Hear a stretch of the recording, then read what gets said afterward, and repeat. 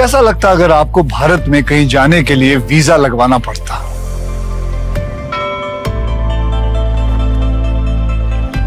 कश्मीर, हैदराबाद या जयपुर जाने के लिए पासपोर्ट की जरूरत पड़ती। अगर हमारा भारत एक देश नहीं होता, 28-30 अलग अलग देश होते, तो कैसा लगता?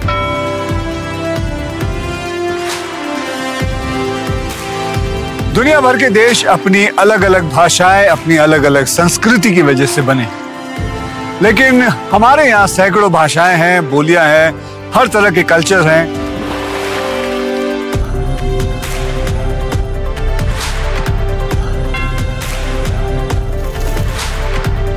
यहाँ हम एक दूसरे के लिए सपने देखते हैं, साथ में गीत गाते हैं, त्योहार मनाते हैं। इसलिए हमारा देश दुनिया भर में सबसे अलग है और इसका कोर है एक्सेप्टेंस, यूनिटी इन डाइवर्सिटी, यानी कि अनेकता में एकता।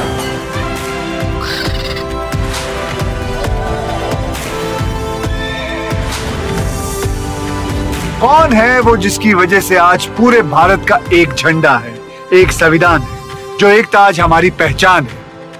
उसे हासिल करने वाले महापुरुष का ये स्थान है।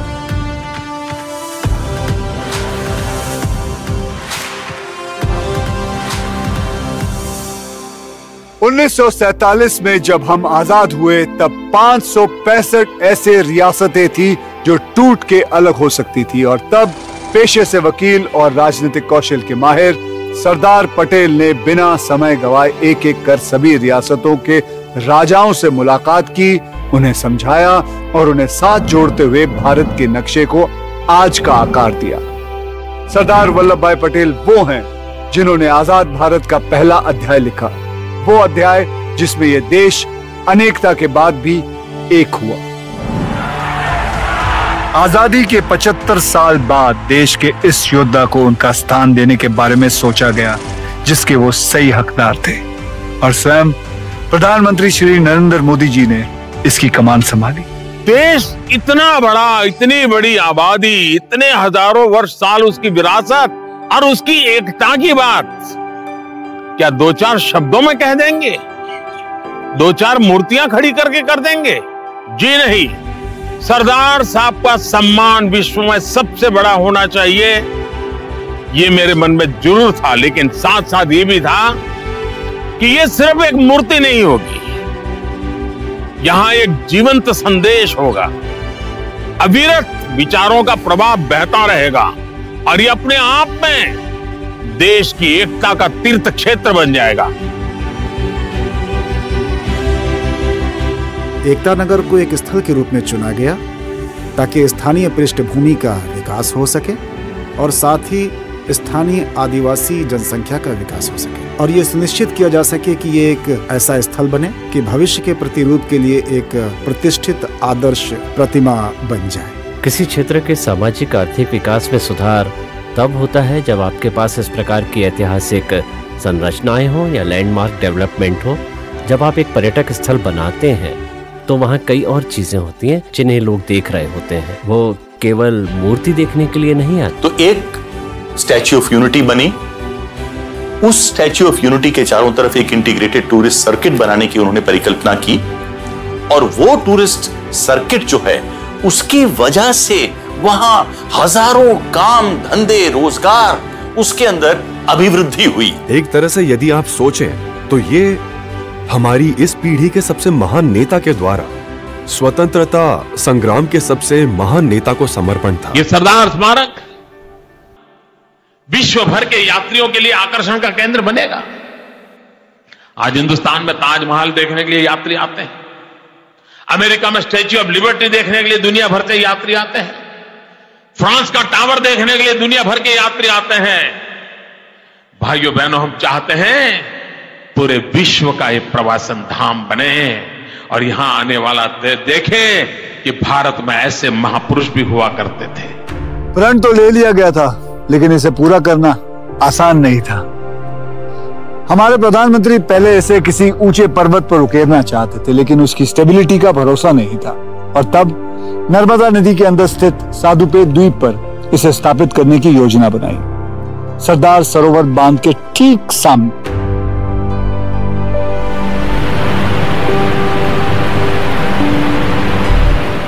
ये जो डैम है ये सरदार वल्लभ भाई पटेल जी की ड्रीम थी, उनकी परिकल्पना थी, उनका विचार था। उनकी अद्भुत बुद्धिमत्ता और इस प्रकार की परियोजनाओं का प्रभाव देखने की दूरदर्शिता के कारण उन्होंने अकेले ही ये सुनिश्चित किया कि ये बांध बनेगा, जिसके परिणाम स्वरूप गुजरात राज्य के लिए ये अत्यधिक समृद्धि का सबब बना। इसलिए ये कहना उचित है कि ये बांध स्वयं में ही एक महत्वपूर्ण और एक पवित्र स्थल है। आज गुजरात की आधी जनसंख्या सरदार सरोवर का पानी पी रही है, इसलिए देखा जाए तो सरदार सरोवर गुजरात की जीवन रेखा है। नर्मदा नदी सबसे प्राचीन नदी है। अब सोचिए, इतने लाखों साल पुरानी नदी में उपस्थित चट्टान का ये द्रव्यमान, सोचिए ये कितना मजबूत होगा। इसलिए हमने विभिन्न दिशाओं में 52 वर्टिकल बोरहोल्स ड्रिल किए पहाड़ की मजबूती की जांच के लिए, और वो काफी मजबूत था। दुनिया के ऊंचे स्टैचूज में जहां क्राइस्ट द रिडीमर की ऊंचाई 39.6 मीटर, स्टैच्यू ऑफ लिबर्टी की 93 मीटर, जापान के उशिकु दाइबुत्सु के 120 मीटर और तब तक के सबसे ऊंचे स्टैच्यू चाइना के स्प्रिंग टेम्पल बुद्धा की ऊंचाई 153 मीटर थी। वहीं स्टैच्यू ऑफ यूनिटी को इससे 29 मीटर ज्यादा यानी कि 182 मीटर का बनना था। 182 मीटर की ऊंचाई का ख्याल भी विधानसभा में बहुमत की वजह से आया, क्योंकि राज्य विधानसभा में गुजरात की कुल सीटों की संख्या भी यही है। एक प्रकार से ये गुजरात के पुत्र को नमन करने की चिंतनशील भावना को भी अच्छे से दर्शाता है। ऊंचे स्टैच्यूज में एक कॉमन बात यह मिलेगी कि सभी की डिजाइनिंग में पैरों को कवर किया गया है, जिससे स्टैच्यू का बेस बड़ा और चौड़ा यानी मजबूत हो सके। दुनिया भर में ऊंचे स्टैच्यूज बनाने का ये एक आम तरीका है, लेकिन स्टैच्यू ऑफ यूनिटी को आम नहीं बल्कि खास बनाना था। दुनिया में कोई और मूर्ति ऐसी नहीं है जिसके पैर और टखने दिखाए गए हों। हम सरदार जी की प्रतिमा को चलते हुए दिखाना चाहते थे। दोनों पैरों का आगे पीछे होना जरूरी था। एक किसान होने के नाते वो एक ऊंची धोती पहना करते थे, इसलिए उनके टखनों को दिखाना जरूरी था। ये हमारे लिए एक अनोखा चैलेंज था। लेकिन 182 मीटर की ऊंचाई पे खतरा हर चीज का था, फिर चाहे वो लगातार चलती तेज हवा हो या मूसलाधार बारिश, गर्मियों की चुभती धूप हो या एक झटके में इमारतों को धराशायी कर सकने वाला भूकंप। मुश्किलें कई सारी थी। ये एरिया एक खास विंड जोन में आता है। हवा की गति 39 मीटर प्रति सेकंड यानी कि लगभग 130 किलोमीटर प्रति घंटे के बराबर है। लेकिन इस स्टैचू का डिजाइन 180 किलोमीटर विंड स्पीड भी झेल सकता है। स्टैचू किसी भी विपरीत परिस्थिति का सामना कर सकता है। देखने में लगेगा कि ये स्टैचू एक ड्रम के ऊपर खड़ा है, लेकिन इसका वास्तविक आधार जमीन से जुड़ा हुआ है। इसी प्रकार सीस्मिक जोन के हिसाब से ये जोन 3 एरिया का था, लेकिन हमने इसे जोन 4 के लिए डिजाइन किया है। इसलिए हम गर्व के साथ कह सकते हैं कि ये स्टैचू सैकड़ों सालों तक ऐसे ही अपने पैरों पर खड़ा रहेगा। स्टैच्यू ऑफ यूनिटी के लिए समय सीमा तय की गई सिर्फ 42 महीने की, और निर्माण की जिम्मेदारी मिली देश के सबसे बेहतरीन construction company Larsen and Toubro को।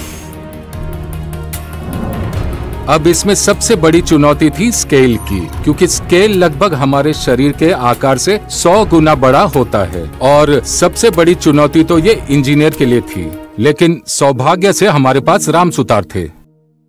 सरदार पटेल एक काल्पनिक किरदार नहीं बल्कि एक ऐतिहासिक व्यक्ति है, इसीलिए उनकी प्रतिभा बनाना और भी कई ज्यादा कठिन था। चेहरे या हाव भाव में जरा से भी चूक हो तो एक बड़ी नाराजगी का कारण बन सकता था। जरूरत थी एक ऐसे कलाकार की जिसके हाथों में किसी भी मुहूर्त में जान फूंक देने की कला हो। दुनिया में 2 आदमी की जरूरत होती है, एक कल्पना करने वाला और वो प्रैक्टिकली काम करने वाला। तो कल्पना की है मोदी जी ने और हम उनके साथ काम करने के लिए तैयार हो गए। इस प्रतिमा के लिए लंबे समय तक अध्ययन चला। पूरे देश से जितने भी उनके पोज थे, फोटोग्राफ थे, उनका शिल्प था, वो सब बुलाया गया, सब लाया गया। हमने सैकड़ों और हजारों फोटोग्राफ को देखा और जांचा तो लगभग 1 वर्ष के समय तक प्रोजेक्ट के विचार के विभिन्न स्तरों पर, उदाहरण के लिए पहली प्रतिकृति एक छोटी प्रतिकृति थी। हम बस उसे लोगों के पास ले गए, उसे दिखाकर हमने सबको ये कहा कि हमारी सोच है, ऐसा हम सोचते हैं, और फिर हमने वो बनाया जिसे शिल्पकार द्वारा बनाई गई इस प्रकार के प्रोजेक्ट की लघुकृति कहा जाता है। एक लघुकृति 30 फीट ऊंची है, जिसकी स्थापना वर्तमान में गांधीनगर में की गई है। आजादी के आंदोलन में सरदार साहब का बड़ा योगदान था देश के गांव को जगाना, देश के किसानों को जगाना। और इसलिए मेरे मन में विचार आया था, मैं हिंदुस्तान के 6 लाख से अधिक गांवों में खेत में औजार के रूप में जो उपयोग में आने वाला लोहा है, वैसा हर गांव से एक लोहे का औजार पुराना उपयोग किया हुआ, मां भारती के साथ जिसका नाता रहा है, ऐसा लोहे का औजार उसको लाऊंगा, उसको मेल्ट करूंगा और इस प्रतिमा में उसका कहीं न कहीं उपयोग करूंगा। दूसरा मेरे मन में था कि हिंदुस्तान के हर कोने से मिट्टी लाऊंगा, उस मिट्टी को भी इसके साथ जोड़ूंगा, यानी निर्माण में भी एक था। देश के हर कोने की ओनरशिप, हर कोने की भागीदारी, हर कोने को उसमें जोड़ना, ये भी उसके निर्माण कार्य से जुड़ा। इसमें हमारे पास 1,69,000 और कुछ ऑड नंबर्स के बक्से थे। एक दिन मुझे बुलवाया गया, मुझे 3 चाबियां दी गई। मैंने पूछा ये क्या है? उन्होंने कहा जो 3 गोदाम है ना, उसमें कुछ बक्से पड़े हैं, उसका लोहा निकालकर आपको इसमें इस्तेमाल करना है।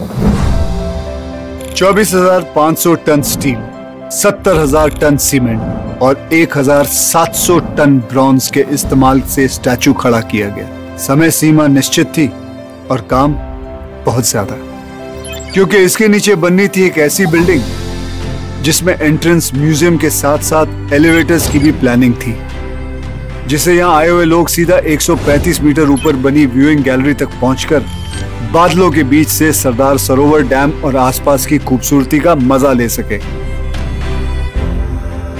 इस तरह का स्मारक बनाते समय आपको इसके मेंटेनेंस को जहन में रखना बहुत जरूरी होता है। इसलिए एक बेहद अहम फैसला लिया गया कि हम ऐसे मटेरियल को यूज करेंगे जो नेचुरली ऑक्सीडाइज हो जाए और पैटिना को एक्वायर कर ले, जिससे हमारे लिए लंबे समय तक इसका मेंटेनेंस इकोनॉमिक हो जाएगा और हमें इसकी मेंटेनेंस में ज्यादा समस्या नहीं आएगी। जमीन से आसमान को जोड़ती सरदार पटेल की ये कांस्य प्रतिमा प्रमाण थी कि भारत न सिर्फ दुनिया के सबसे ऊंचे स्टैचू को बनाने का दम रखता है, बल्कि उसका निर्माण भी एक रिकॉर्ड तेजी से कर सकता है। 31 अक्टूबर 2018 को जैसे ही स्टैचू ऑफ यूनिटी का इनॉग्रेशन हुआ, गुजरात का ये छोटा सा इलाका एकता नगर सीधे वर्ल्ड मैप पे आ गया। मुझे आकर्षण पैदा करके अटकना नहीं था, मुझे वहां से प्रेरणा पैदा करनी थी। और इसलिए जैसे बनाने से पहले एकता का मंत्र था, बनते समय एकता का मंत्र था, बनने के बाद भी उस पूरे परिषद को भारत की एकता का तीर्थ स्थान बनाने की मेरे मन में कल्पना रही। और फिर एकता के संदेश के साथ साथ शुरू हुई एकता नगर के अस्तित्व में आने की यात्रा, एक ऐसा सिस्टम बनाने की यात्रा जिसमें यहाँ के ट्राइबल जनसंख्या को जल्द से जल्द रोजगार और बेहतर जिंदगी दोनों मिल सके। ये गुजरात के सबसे अविकसित क्षेत्रों में से एक था और उनके पास उस स्तर की कोई शिक्षा भी नहीं थी और ना ही उस स्तर के जीवन और रोजगार की पहुंच थी और जीविका कमाने के लिए उस स्तर का रोजगार और कौशल भी नहीं था। इसलिए ये निर्णय लिया गया कि इस प्रोजेक्ट को विकास, वृद्धि और समृद्धि के प्रतीक के रूप में आज और आने वाली नई पीढ़ी के लिए खड़ा किया जाना चाहिए। यहाँ के जो ट्राइबल लड़के लड़कियां, युवक युवतियां और जो यहाँ का मैन पावर का रिसोर्स है, उसको इसके अंदर साथ में लेना चाहिए। स्टैच्यू ऑफ यूनिटी नहीं बना था, तब खेत है थोड़ा, इसमें सब्जी लगा के मैं सब्जी का काम कर रही थी पहले। दूसरी कोई इनकम नहीं थी और घर में 10 लोग खाने वाले हैं तो 1 ही लोग कमाने वाले हैं। पहले तो पता भी नहीं था बोनसाई क्या है और धीरे धीरे प्रैक्टिस किया एक पौधे लेकर दूसरा पौधा देखती हूँ तो इसको बॉन्साई बना दूं। तो टूरिस्ट को भी ऐसे प्रैक्टिस कर के डेमो दिखाया मैंने, ऐसे मैंने सीख लिया बॉन्साई। एकता नर्सरी के अंदर लगभग 300 बहनें सीधे प्रत्यक्ष और अप्रत्यक्ष रूप से रोजगार लेती हैं। जब बाहर से टूरिस्ट आते हैं तब हम थोड़े बोलने लगे, तब हम सब बहनें हिंदी भी सीख गई और कॉन्फिडेंस आ गई, हिम्मत आ गई बोलने की। बहुत बदलाव आ गया है। जो लेडीज लोग घर से बाहर अकेली कभी नहीं जाती, अभी 2 पैसा कमा के घर में लाती है, तो बहुत इसकी तारीफ भी होती है घर में। एकता नर्सरी में बॉन्साई जैसे कई एक्सपीरियंसेस तो मिलेंगे ही, लेकिन साथ ही मिलेगा सखी मंडल द्वारा चलाए जाने वाले एकता कैफे, जिसमें शारदा बहन जैसे ही यहाँ के कई लोकल महिलाएं पारंपरिक ट्राइबल खाने का ऐसा स्वाद परोसती हैं जो सीधा दिल में उतरता है। इस कैफे की शुरुआत हमने 4 साल पहले की थी। हम सब 40 लोग यहाँ मिलकर काम करते हैं। उन सबको मैनेज करने का काम मेरा है। बहुत सारे पर्यटक हमारे कैफे में आते हैं। इससे हमें एकजुट होकर और मेहनत से काम करने की इच्छा होती है, जिसका फल हमें अच्छा मिलता है। इससे पहले मैं अपने घर में केवल 4 लोगों के लिए खाना बनाती थी, लेकिन अब कैफे में हम 150 लोगों का खाना बनाते हैं और उन्हें खुशी खुशी खिलाते हैं। हम पर्यटकों की संख्या देखकर घबराते नहीं हैं, फिर चाहे वो 100 हो, 200 हो या 300 लोग हों। जो वहां पर आसपास में उगता है, जो मिलेट्स उगते हैं, जो वहां पर जिस तरह का चावल उगता है, जिस तरह की सब्जियां वहां पर उगती हैं, उन सब ऑर्गेनिक वस्तुओं को लेकर और वहां पर एकता कैफे के अंदर वो बहनें खाना बनाती हैं। जैसे जैसे हमारे कैफे का विकास हो रहा है, हम और औरतों को अपने साथ काम पर रखने की आशा करते हैं। जो औरतें घर बैठी हुई हैं, उन्हें भी हमारे साथ जुड़ना चाहिए। हमारी तरह वो औरतें भी अपने पैरों पर खड़ी हो पाएं। हमारी तो बस यही कामना है। मुझे लगता है कि एक रोल मॉडल है जो पूरे राज्य को संपूर्णता के तौर पर पूरे समाज को दिखाना चाहिए कि एक अच्छी तरह से चलने वाली सखी मंडल किस तरह से एक पूरे समुदाय का उत्थान कर सकती है। सखी मंडल जैसे मॉडल की वजह से पूरी कम्युनिटी को फायदा पहुंच रहा था। इन महिलाओं को जीवन में पहली बार पहचान मिल रही थी, नाम मिल रहा था, और जैसे जैसे उनका आत्मविश्वास बढ़ता गया, वैसे वैसे उन्होंने बाकी महिलाओं को भी प्रेरित करना शुरू कर दिया। इसका नतीजा ये निकला कि जो काम अब तक मेल डोमिनेटेड था, उन्हें भी महिलाओं ने बाखूबी करना शुरू कर दिया। मेरा नाम तड़वी मनीषा बहन है। मैं अभी ऑटो चलाती हूँ। मैं 12वीं तक पढ़ी हूँ। 12वीं के बाद मैंने स्टडी करना छोड़ दिया था। हमारे गांव में कुछ शिक्षक लोग आए थे, तो उन्होंने बताया कि GMR सेंटर में ट्रेनिंग चल रही है।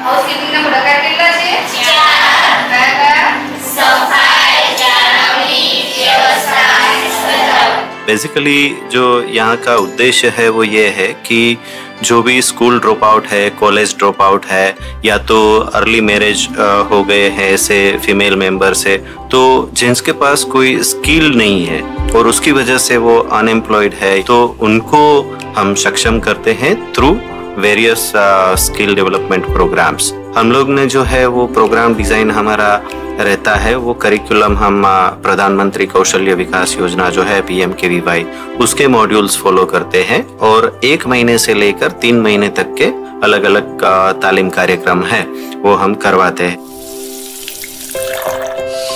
कहीं ना कहीं मुझे बहुत ज़्यादा प्राउड लगता है कि मैं ऐसे स्टोर की RGM हूँ जहाँ पे कि सारी लड़कियाँ काम करती है, क्योंकि ये पूरे एशिया का first all women staff store है।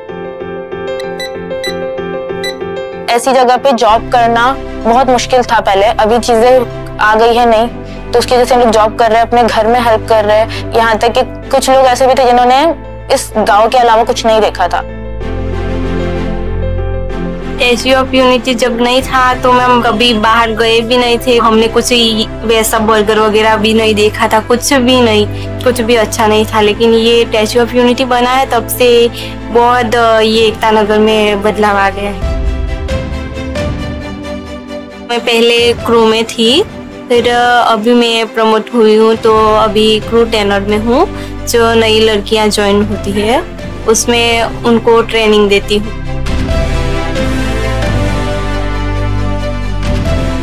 बहुत अच्छा लगता है मैम हमें ये मैकडॉनल्ड्स में जॉब करते हुए, और हमारे घर वालों को भी बहुत प्राउड फील होता है कि हम यहाँ पे इस लेवल पे है। एक टाइम जरूर ऐसा आएगा, जैसे हम लोग अभी एक एक करके प्रमोशंस ले रहे हैं, कि हो सकता है जब मैं यहाँ से जाऊँ तो मेरी जगह कोई लोकल ही होगा यहाँ पे जो कि इस पूरे स्टोर को मैनेज करेगा, और इसी स्टोर के जो फेस रहेगा कोई लोकल ही रहेगा। कहते हैं कि अच्छी संगत का असर हमेशा अच्छा ही पड़ता है। शायद ये दुनिया के सबसे ऊंचे स्टैचू की अच्छी संगत का ही असर है कि यहाँ की महिलाओं के सपने भी आसमान छूने निकल चुके हैं। एकता नगर की महिलाओं ने पीछे मुड़ के देखना बंद कर दिया।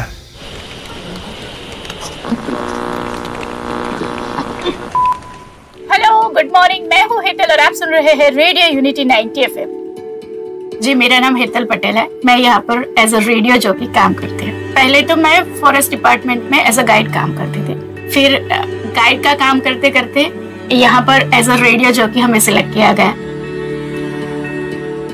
मैं पहले हाउसवाइफ थी, तो पहले मैं थोड़ी सहमी से रहती थी। फिर जैसे जैसे मैं एज अ गाइड काम करती थी, सब लोगों से मिलना होता है, नए नए लोगों से रोज हम मिलते थे, तो थोड़ा डर कम हुआ। इस तरह से हमें मतलब मेरे अंदर एक जो डर था वो निकल गया। तो यहाँ पर पहले जब स्टैच्यू ऑफ यूनिटी नहीं था, सिर्फ सरदार सरोवर डैम था और ये नर्मदा नदी थी, तो लोग काम करने के लिए बाहर जाते थे, जैसे बड़ौदा है, अहमदाबाद है या फिर कहीं और जगह पर। अब लोगों को कहीं पर जाने की जरूरत नहीं, वो अपनी फैमिली के साथ अपने घर, अपने गांव में यहीं पर रहकर अपना घर चला सकते हैं। कहानी का सूत्रधार अगर हम बोलते हैं, एक जगह का अगर हम सूत्रधार बोलते हैं, तो हमारे गाइड जो हैं वो एकता नगर के सूत्रधार हैं।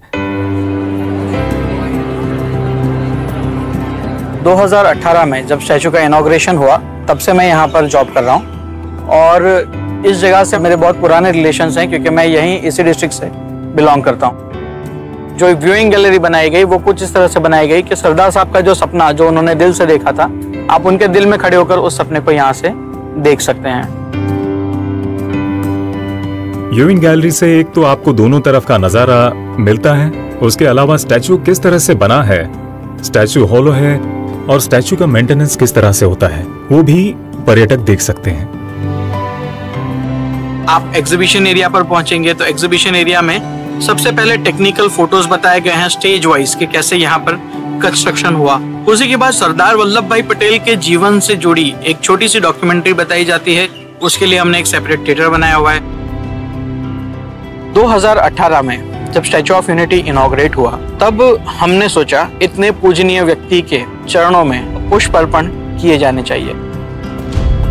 अब इतनी बड़ी मूर्ति के चरणों में पुष्प अर्पण करना यानी रोज नए फ्लावर्स कहाँ से लाएंगे, तो उस वजह से हमने एक प्लान किया कि हम यहाँ पर एक वैली ही बना देंगे, एक फ्लावर गार्डन बना देंगे। एक खूबसूरत सोच से बनी ये वैली ऑफ फ्लावर्स या भारत वन 24 एकड़ में फैली हुई एक ऐसी महकती तस्वीर है जिसे दुनिया के हर रंग के फूलों से सजाया गया। 2016 में 48,000 पौधों से शुरू हुआ ये भारत वन आज 22 लाख से भी ज्यादा पौधों को पनपने का अवसर दे रहा है।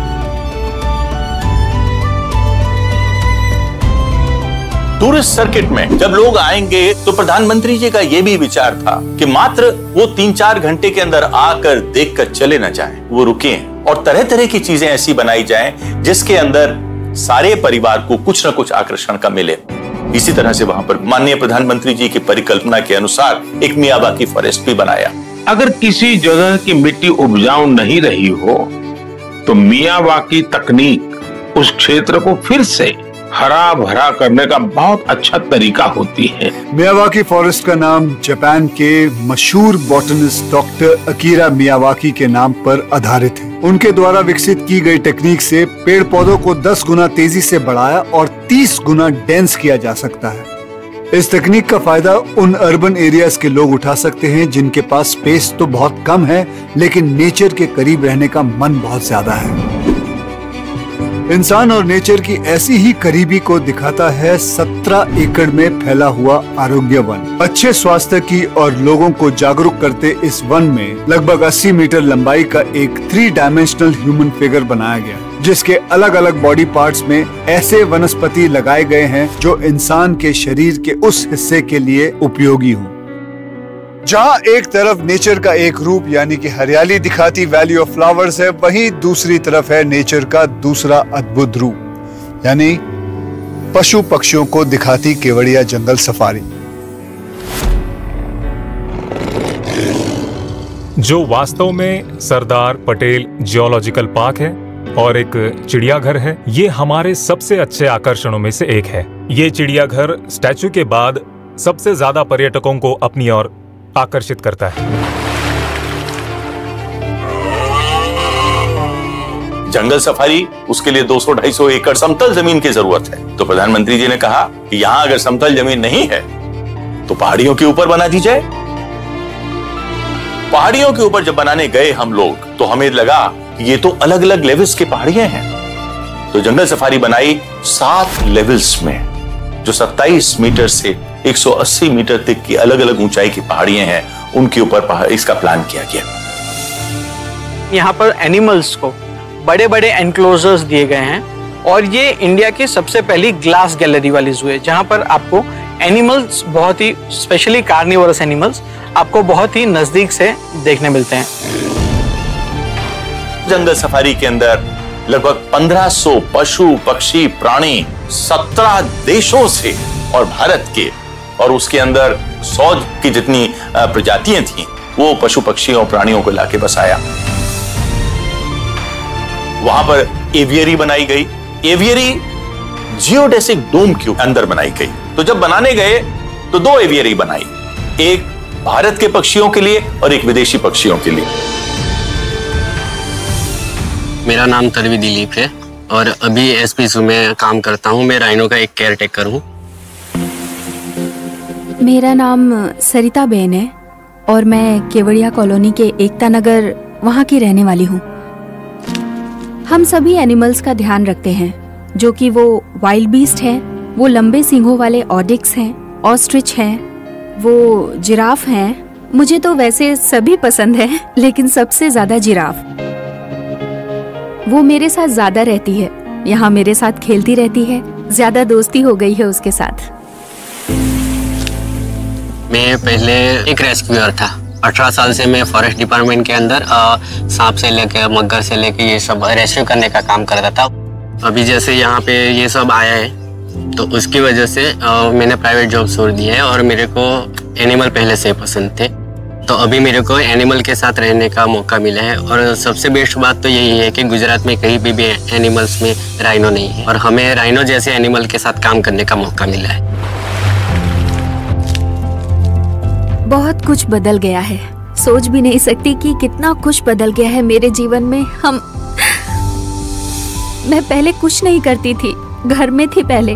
तब मैं ट्रेनिंग में गई और वहाँ बहुत पशु पक्षियों से जो प्रेम हुआ और यहाँ आकर भी मुझे बहुत अच्छा लगा। सरकारी नौकरी से भी ज्यादा ये नौकरी बहुत अच्छी है मेरे लिए, क्योंकि यहाँ जो खुशी मिलती है वो किसी भी नौकरी या किसी भी काम में इतनी खुशी नहीं मिलती है। मेरे को यहाँ आके मेरे को एक फ्रेंड जैसा महसूस होता है। अभी ऐसा लगता है कि घर के अलावा मेरा दूसरा भी कोई फैमिली है।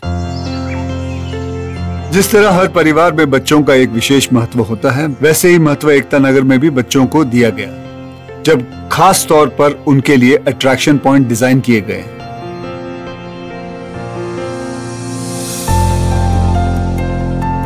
फिर चाहे वो 3 एकड़ से भी ज्यादा एरिया में फैली वेदों में बताए गए श्री यंत्र की तर्ज पर बनी देश की सबसे बड़ी भूल भुलैया मेज गार्डन हो,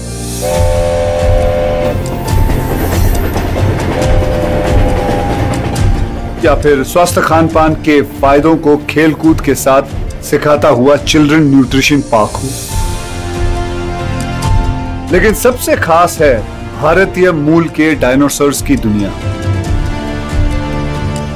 नर्मदा वैली में खुदाई के दौरान पाया गया कि आज से लाखों साल पहले यहाँ पे राजोसोरस नर्मदेनेसिस नाम के डायनासोर्स बसते थे, जिनके रेप्लिकास को नजदीक से दिखाती है इनके बीच से दौड़ती हुई डायनो ट्रेन। यहाँ पर टूरिस्ट आएंगे तो बच्चों के लिए चिल्ड्रन न्यूट्रिशन पार्क बना, बड़ों के लिए, वृद्धों के लिए आरोग्य वन बना। तो इसमें जो एडवेंचरस यूथ है उसके लिए क्या है, तो सोचा कि यहां पर एक रिवर राफ्टिंग बनाई जाए।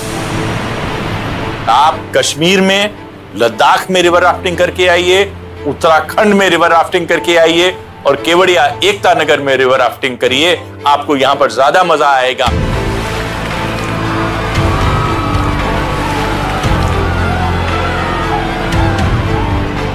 क्योंकि यहाँ पर फ्लो इतना फास्ट है और यहाँ पर 11 रैपिड्स हैं 5 किलोमीटर के अंदर। 1 घंटे के अंदर जो आप रोमांच का मजा लेंगे वो वहां पर दूसरी जगह 12 या 15 किलोमीटर राफ्टिंग करके नहीं आएगा। दिन में तो ऐसे हमारे कई सारे अट्रैक्शंस हैं, उसके अलावा रात को भी हम लोगों को मनोरंजन दे सकें, इसके लिए जैसे ही सूरज ढलता है, सबसे पहले स्टैचू के ऊपर ही बहुत ही सुंदर state of the art projection mapping होती है। लोग उसका भी मजा लेते हैं। वैली ऑफ फ्लावर्स के अंदर हमारे पास एक ग्लो गार्डन है, जो एक खूबसूरत पार्क है, जहां पर प्राणियों की आकृतियां, साथ ही साथ वहां पर पेड़ पौधों की भी आकृतियां हैं, जो प्रकाशित होता है। इसके साथ ही संगीत का भी आनंद लिया जा सकता है। फिर हमारे पास एक बहुत ही पवित्र और सुखद एहसास देने वाली नर्मदा आरती है।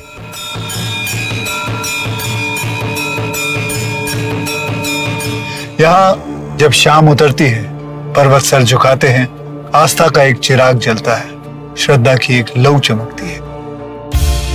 एकता नगर एक ऐसा अनुभव है जो कई दिनों तक इंसान के साथ रहता है। यहाँ के लोग, यहाँ की संस्कृति, यहाँ के लैंडस्केप और यहाँ की आधुनिकता दिलों में एक ऐसा एहसास बन के ठहर जाता है जिसे भूलना नामुमकिन है।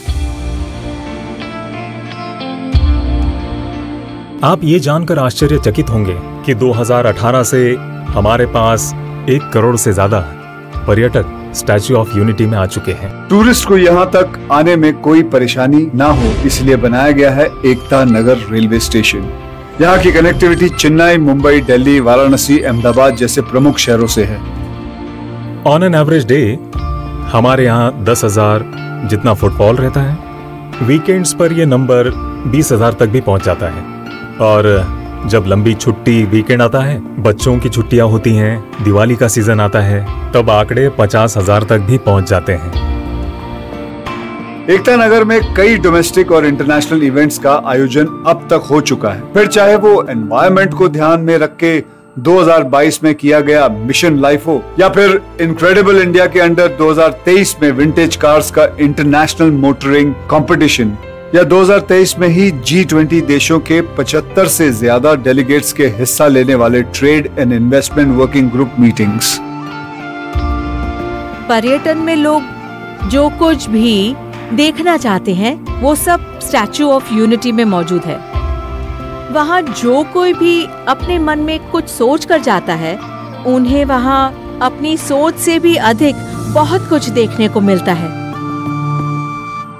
सरदार वल्लभ भाई पटेल को मूर्ति देख के मुझे समाधान हुआ। महाराष्ट्र में मेरा उनका साथ दर्शन हुआ है। The statue is so amazing. You can see all the engineering technology and the effort that was built in. भारतीय होने के नाते मुझे पूरा गर्व है, बहुत गर्व है। इसका कभी सोचा नहीं था कि इतना हमको देखने को मिलेगा।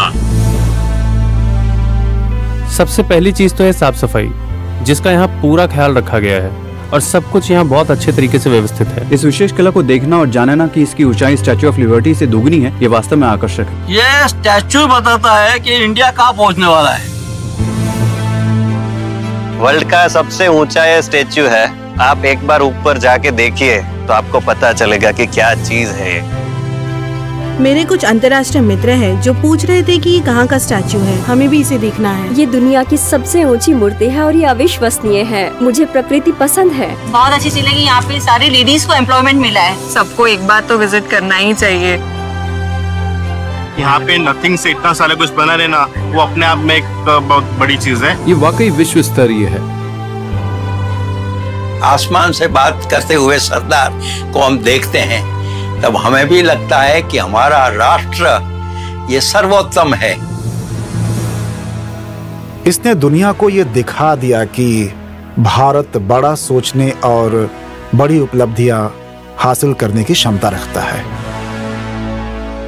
सिर्फ जो अर्बन एरिया से आ रहे हैं उनको नहीं, बल्कि मेरे एक भाई बहन जो रूरल इंडिया से आ रहे हैं, जब वो इस प्रतिमा को देखते हैं तब अंदर फीलिंग आती है कि हमने कर दिखाया। भारत निर्माण कर सकता है, भारत कुछ ऐसा खड़ा कर सकता है जो पूरे विश्व में कहीं नहीं था। तो यदि ऐसा किया जा सकता है तो फिर कुछ भी संभव है। स्टैच्यू ऑफ यूनिटी राष्ट्रीय गौरव का प्रतीक है। स्टैच्यू ऑफ यूनिटी राष्ट्रीय आन बान और शान का प्रतीक है। स्टैच्यू ऑफ यूनिटी भारत के नए स्वर्ण काल का प्रतीक है। कोई श्रद्धा से आया होगा, कोई जिज्ञासा से आया होगा, कोई इतिहास को समझने के लिए आया होगा, वो कोई आर्किटेक्चर मार्वल को देखने के लिए आया होगा। जिस भी भाव से आप आए होंगे, लेकिन आए हो जाते समय श्रद्धांजलि लेकर जा रहे हो। लेकिन ये श्रद्धांजलि यहां पूर्ण नहीं होती है। सरदार साहब को सच्ची श्रद्धांजलि तब सच्ची बनती है जब मैं यहां से जाने के बाद हर पल एक ही सपने के साथ ही बुनूंगा, जो सपना होगा एक भारत श्रेष्ठ भारत का।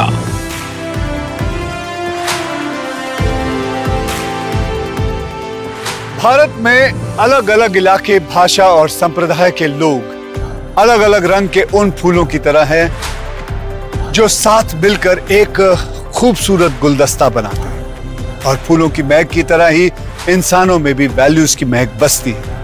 वो वैल्यूज जो हमको अपने बुजुर्गों से विरासत में मिलती है। हम जाएंगे, नए लोग आएंगे, समय बदलेगा, साल बीतेंगे, लेकिन अनेकता में भी एक रहने की ये वैल्यूज हम भारतीयों के अंदर ऐसे ही टिकी रहनी चाहिए। बिल्कुल सरदार पटेल के स्टैच्यू ऑफ यूनिटी की तरह, जो वक्त के मार के बाद भी साल दर साल स्थिर रहेगा और इस बात का प्रतीक बना रहेगा कि भारत की अखंडता सिर्फ कहने या सुनने की बात नहीं, बल्कि एक सच्चाई है। वो सच्चाई जो पीढ़ी दर पीढ़ी हमने संभाल के रखी है। जय हिंद।